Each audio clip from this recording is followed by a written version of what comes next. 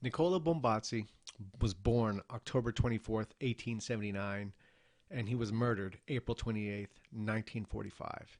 He was born a commie, but died a fasci. He was 65 years old when he was murdered by Italian communists. But we will get to that later.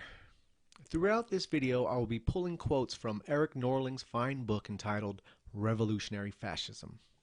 Nicola Bombacci is born into a Catholic family. His father was a former soldier of the Papal States. By his father's design, Nicola starts to go to school to become a member of the Catholic Church. But this was his father's will, and not his, because he quickly drops out of school and joins the anti-clerical local Socialist Party. His clerical schooling background, and by means and manners of his promoting socialist ideology, Nicola would later pick up the nickname the Red Pope. So it's 1903, he joins the PSI, which translates to the Italian Socialist Party. And we go to Norling's book here. His ability to work and his organizational skills got him into the staff of the socialist media outlets, allowing him to increase his influence within the labor movement, then becoming secretary of the party central committee, where he will meet a young Benito Mussolini, who, let us not forget, was the promise of Italian socialism before becoming a national revolutionary. From 1919 to around 1921, Bombacci was actually leader of the PSI, but his run with the PSI would end after that, as Eric Norling explains. Opposing the moderate line of social democracy, Bombacci, along with Gramsci, will found the Communist Party of Italy after the internal breakup of the PSI, and will travel in the early 20s to the USSR to participate in the Bolshevik Revolution, where he had previously been as representative of the Socialist Party and was won over by the Soviet cause. While in Russia, Bombacci befriends Lenin and actually tells him and others, "In Italy, comrades, in Italy, there is but a socialist able enough to lead the people through a revolutionary path, Benito Mussolini." Now, Nicola may have been right about Mussolini leading a revolution. It just was not the revolution Bombacci had expected. But this highlights how a lot of these great people or leader types, their ability is known by the people around them. Bombacci and others seen that Mussolini had the potential to be an avatar for a cause. And we see that common theme among these titans of history. It's either that they know themselves that they are, or they know themselves, they have this feeling that they are destined for greatness, or the people around them believe that these individuals have the potential to be great. Back in Italy, Bombacci continues with their newly formed communist groups called the PCI, aka the Italian Communist Party. As leader, Antonio Gramsci was the theorist, Bombacci the organizer. This kind of it resembles kind of like John Adams and Samuel Adams. John Adams, the intellectual, Sam Adams was the rabble-rouser, the organizer. It seems like it's a parallel kind of thing here. Okay, so as leader of the newly created PCI, he becomes the authentic public enemy number one of the Italian bourgeoisie, who nicknames him the Red Pope. Now, around by this time, Mussolini had left the PSI and was now advancing the cause of fascism. Once friends, Bombacci and Mussolini are now pitted against each other. Back to the book. He, Nicola, will brilliantly revalidate his deputy chair, this time in the lists of the new formation, i.e. the communists, while the fascist squads began to take the streets facing the communist militias in bloody combat. Bombacci will endeavor to stop the march of fascism to power, but he will fail. From the pages of his newspapers, he launches tirades against fascism and claiming the defense of the communist revolution. It is a time when black shirt squads sing irreverent songs such as, "I don't fear Bombacci, with Bombacci's beard we will make brushes to brighten the bald head of Benito Mussolini." So we already see Bombacci, like Mussolini, he's of leader quality, and this is why he's singled out and had songs made about him by the fascist black shirts. A period comes when communism is in full eternal tensions, and Bombazzi enters into controversy with his fellow party comrades. Being one of the friction points, the choice between nationalism and internationalism. He has shown nationalist tendencies before. And this was one of the reasons that Mussolini also split from the socialist communist ideal.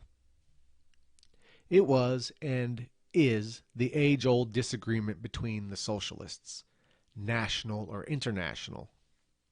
Bombazzi, being a Leninist that he was, which he would remain all his life, saw the Russian Revolution, despite all the Trotsky-ish internationalist rhetoric, remained a largely national revolution, as we have seen since that time too as well. We look at places like China, Cuba, North Korea, all of them adopting quote unquote communism, and all remaining some of the most nationalist countries of the day.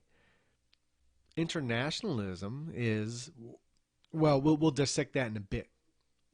Back to revolutionary fascism. Nicola's plight with his own comrades continues.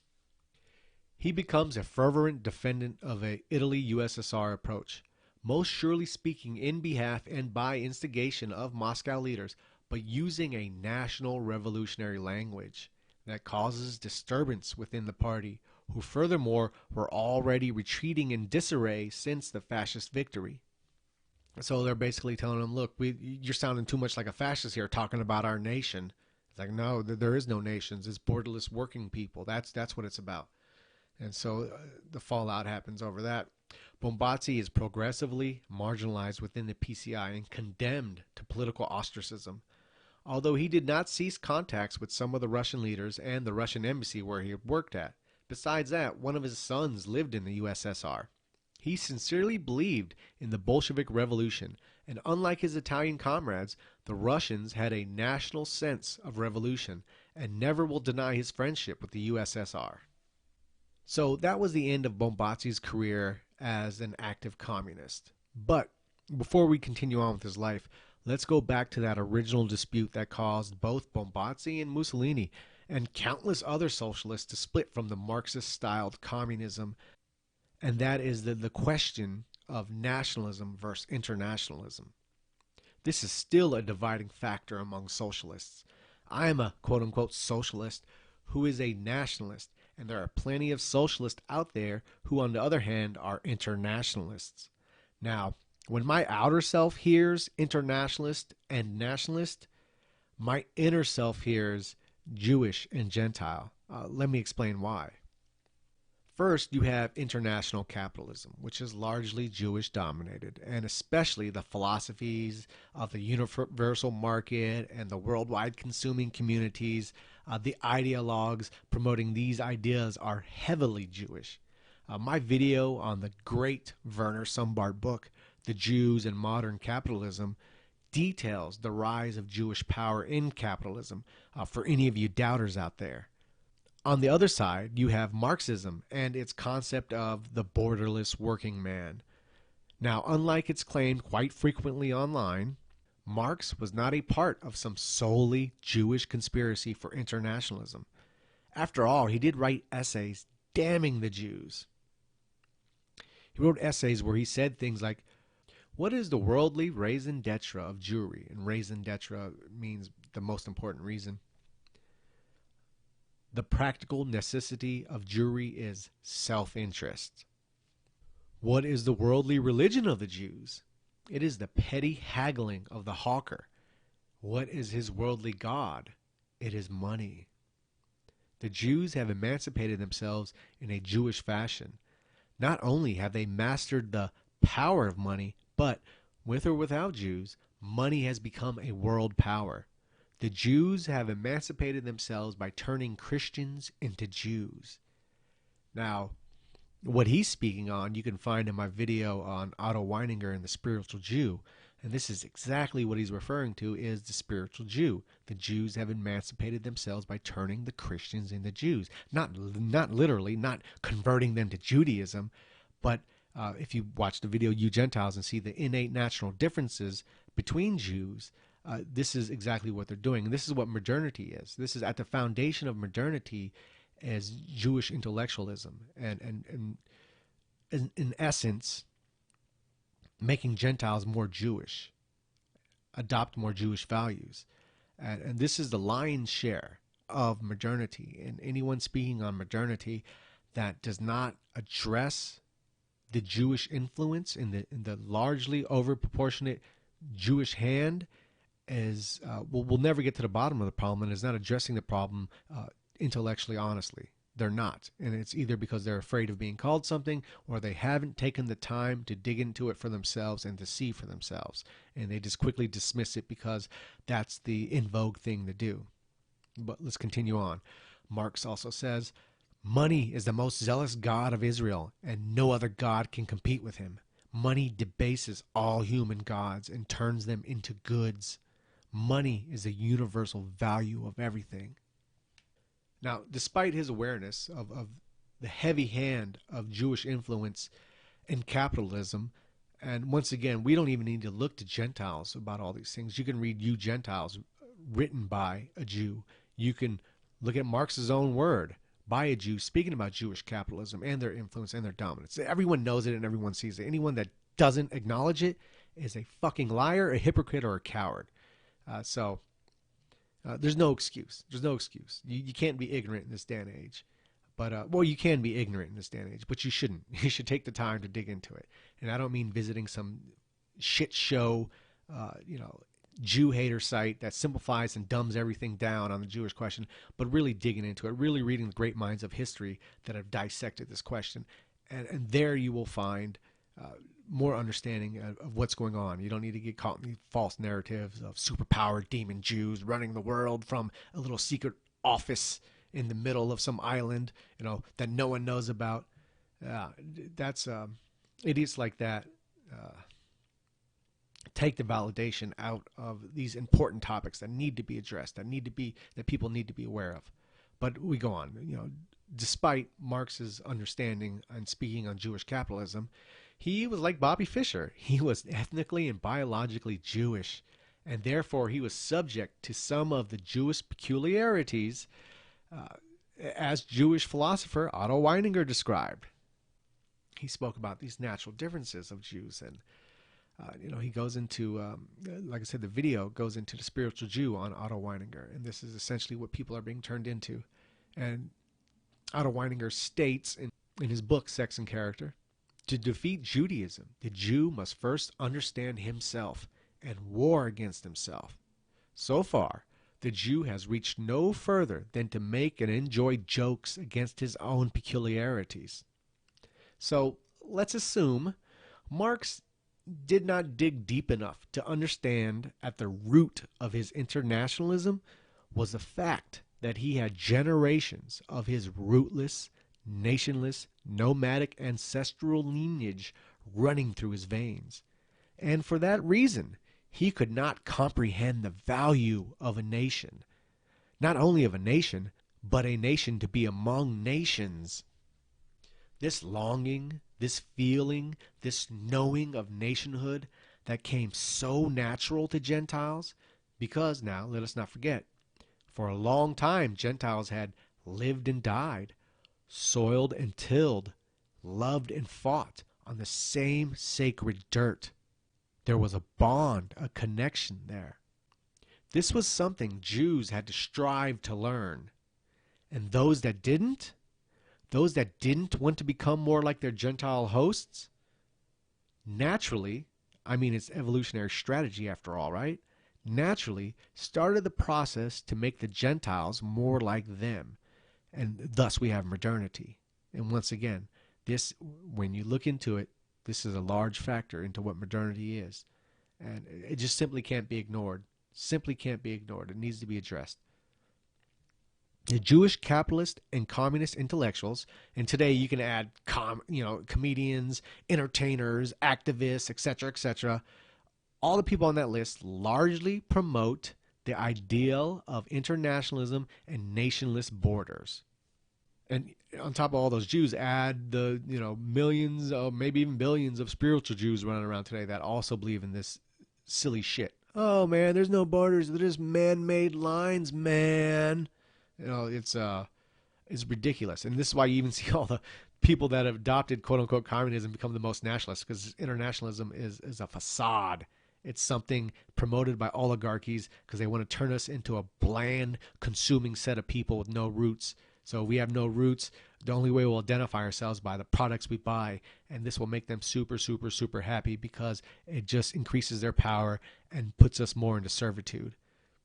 Not only servitude to them, but to ourselves, because they feed on our vices. They feed on those low-hanging fruits, and they attack that. And that's all they're turning us into. Degenerate fat fucks addicted to porn and, shit food and et cetera, et cetera, et cetera. So this is why you typically see Jews at the spear point of communism and capitalism, and Gentiles at the spear point of fascism and nationalism.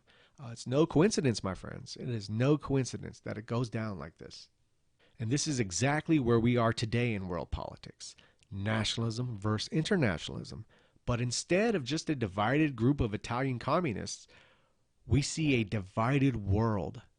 So the issue is even more toxic today than it was back in Bombacci's time. Now, speaking of him, let's get back to him. Let's get off this rant on internationalism. With the expulsion from the party in 1927, Bombacci enters a stage we can qualify as the years of silence that last until 1936, when he launches his magazine called The Truth, culminating in 1943 in a gradual conversion to fascism. Like, he'll officially become fascist in 43. Now, Bombacci's move towards fascism was not a move to improve himself, because he would join when fascism was falling, and basically all hope had been lost, but he would still join. He, in fact, asked for no titles or anything of that nature. Bombacci was a true Italian socialist. He was not beholden to these labels of right, left, this or that. He was about what was best for his country and his people, which makes his death at the hands of his own people even that much more tragic. He did not approach the Fascist Party, never signed up for the National Fascist Party despite his acknowledged friendship with Mussolini. He did not accept jobs and neither renounced his communist origins. This is all before 43 he's speaking about. His independence was worth more. However, he became convinced that the state proposed by corporate fascism was the most perfect realization socialism put into practice, a state superior to communism. He never concealed his ideals. In 1936, he was writing in the journal The Truth, confessing his adherence to fascism, but also to communism. Fascism did a great social revolution. Lenin and Mussolini, Soviet and fascist corporate state, Rome and Moscow. Much had to be rectified. Nothing we have to apologize. Because today, as yesterday, we are moved by the same ideal, the triumph of labor. After Lenin died, Stalin started to show the world who he really was. Bombacci went from thinking the USSR and Italy could be allies into knowing they have become enemies, and in turn, he had become a fascist. Bombacci writes in November 1937, "The relationship between the USSR and the democratic countries could only have one explanation that would unmask the whole subject. There is just one reason, frivolous, vulgar, but real. Interest, money, business.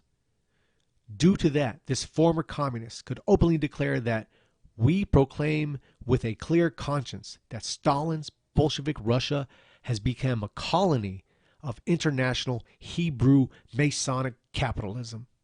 The anti-Semitic allusion is not new to Bombacci, nor the socialist theoreticians.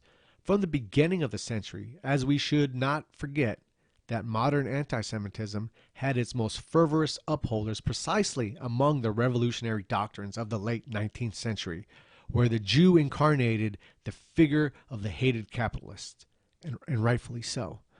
In Bombacci, one does not find a racialist anti-Semitism, but a social one, according to the Mediterranean theories of the Jewish problem, differing from the German or French anti-Semitism. So in other words, Nicola didn't invoke Jewish identity simply because they were different ethnically or racially, but they were different socially, economically, and politically.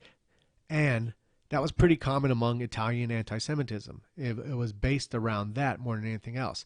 Now, Italy did later adapt Germany's race laws in regards to Jews, but that was only at Hitler's will over Mussolini, which I think was a great mistake for Italy. I mean, when we look at the Axis powers, they were all a mistake for each other. They made horrible allies.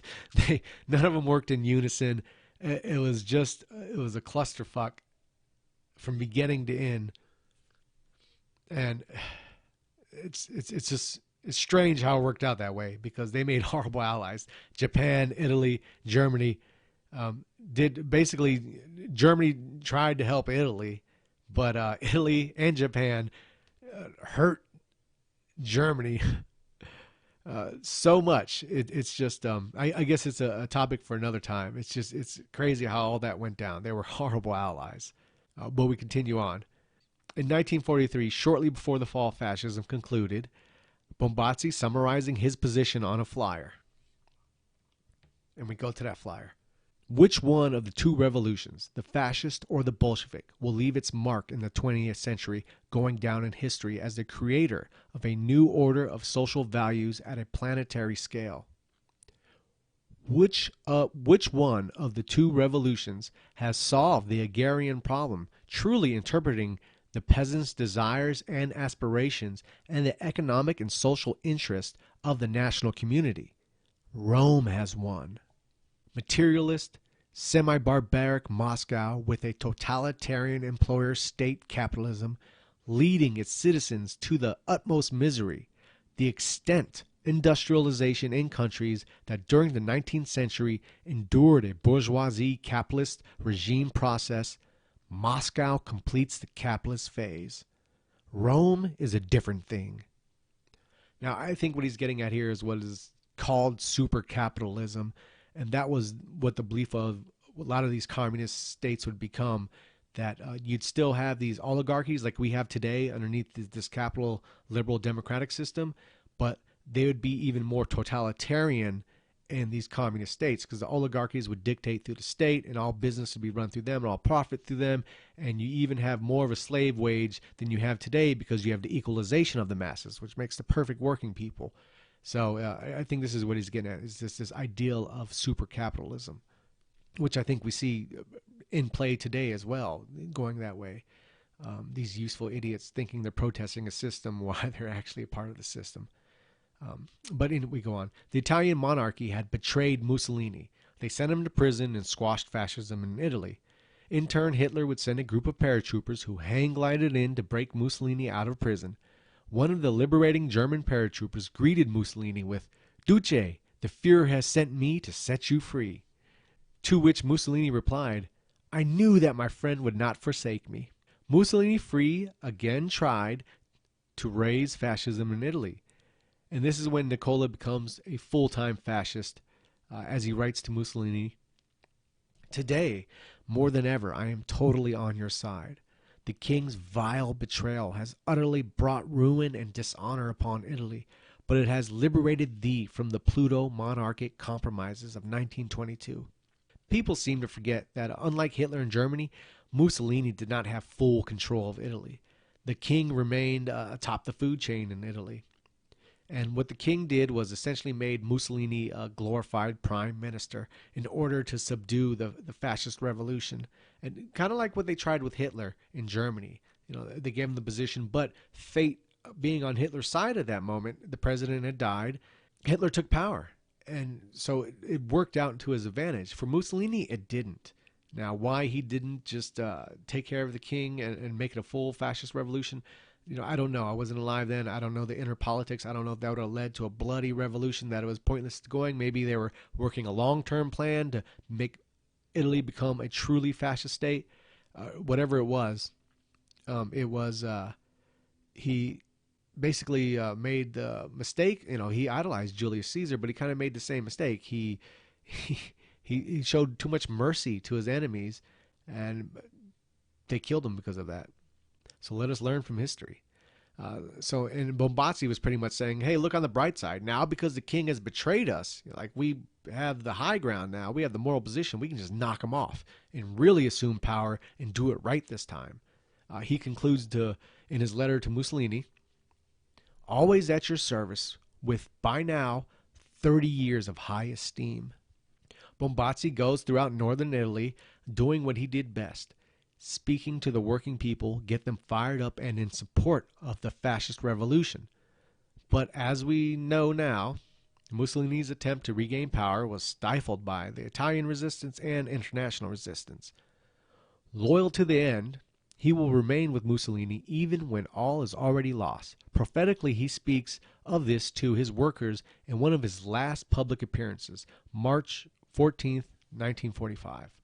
Brethren, in faith and struggle, I have not reneged my ideals for which I have struggled, and for which, if it is God's will to grant me the possibility to live a while longer, I will always fight for.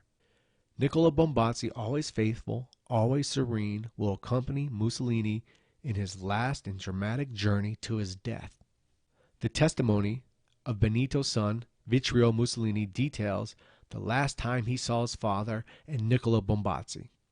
I thought about this man's fate, a true proletarian's apostle, once a bitter enemy of fascism and now standing beside my father, without any position or stipend, faithful to two different leaders, Lenin and Mussolini.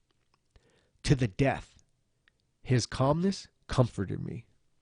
As for Nicola Bombacci's last moments on earth, shortly Mussolini had parted ways with his faithful column to spare them of having to share his destiny. Bombacci is arrested by a band of communist partisans along with a group of fascist hierarchs. So they get Bombacci and some other fascist hierarchs. In the morning of April 28th, he faced the firing squad. By his side was Baraccu, a valorous veteran, mutilated by war. Pavloni, the party secretary/poet. Zembrino, an intellectual, and Coppola, another thinker. All cried out before the firing squad that assassinated them, "Long live Italy!" Whereas, a paradox in itself, and a faithful reflex of Nicola Bombacci's controversial personality, he, as his body fell riddled by bullets of the communists, would cry, "Long live socialism!" And there you go, killed by his own. These useful idiots, these fucking dummies. Where is your socialist paradise now, Italy? Where's it at now? The commies served as useful idiots for international capitalism, and we see Italy is in the same state that every other country in the West is because of these useful fucking idiots killing a man that loved them and loved the idea of socialism and loved his country, loved his people, loved his fellow citizens. But these useful idiots murdered him. Murdered him. His last words. Long live socialism. A true fighter for the cause. Killed by his own. Because they were useful idiots. And we see that today. We see the people who hate and attack fascism, a system that would benefit them the most, being useful idiots to international capitalism. That's why it is a us and them. We see today, I see just recently there was some, and we see this with a lot of conservative talk hosts. Especially the female ones, they'll get into it with the liberals and be like, "Oh, we can have different opinions and be friends." There's just example, some little 24-year-old girl that all the grown-up men get their politics from. As disgusting and laughable that is, grown men getting their politics and getting hyped up over a 24-year-old Barbie. But she goes on to The Daily Show, which is a heavily leftist show that mocks, insults, and attacks everyone like you and me. And they get their kicks off of making fun of us and calling us evil people, dehumanizing us. So it's going to make it easy for them to commit violence against us. If you don't see that's what they're doing, that's what they're fucking doing when they label us these things that have these negative stigmas to it. But anyway, so these people make their living off of dehumanizing and mocking us, and apparently her and her side too, and these conservatives. And they go on there and they have their little heated debate that gets a lot of social media attraction from both sides, and they either love or hate this little girl now. But then that night, she's having drinks with this motherfucker. And then she's asked about it, saying, "Oh, we can have different opinions and be friends." It was two people having a great conversation. Did he enjoy it? Was it a good conversation, though? It's an absolutely great conversation. Okay. You can be friends with people you disagree with. It's okay. Interesting. No, no, no, no, no, no, no, no, no. Not when they're trying to kill our way of life. Not when they're trying to destroy our children's future. Not when they're destroying our country. You cannot be fucking friends because you'll end up like Nicola Bombacci, shot to death by your own brethren because they were served as useful idiots for international capitalism. Fuck that. Fuck that. There is no friends. It's us versus them. And that's what this awakening is coming from. That's why we invoke the name of people like Nicola Bombacci, because we cannot forget. We cannot forget these honorable people that sacrificed and died. And we cannot lax on our morals and show weakness when we've seen what happened to so many great men throughout history. It's a betrayal to their memory and their sacrifice. Where is your socialist paradise now, Italy? Where is it, you useful idiot communist that killed your own brethren in the service of international finance? That's who you fought for. Let that sink in. That's what you fought for, and that's what the world is engulfed in now. Because useful idiots went around, teamed up with the international finance and destroyed every hope of nationalism and socialism throughout the world.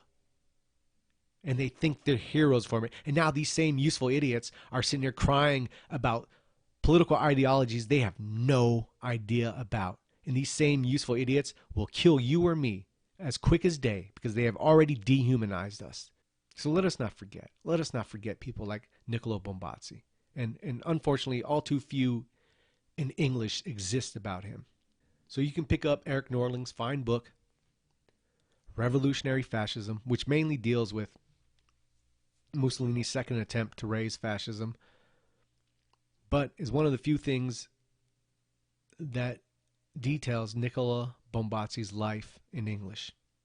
Great person who loved his country, who loved his people, who loved the ideal of a unified people, and was unfortunately murdered by the people he loved most, his own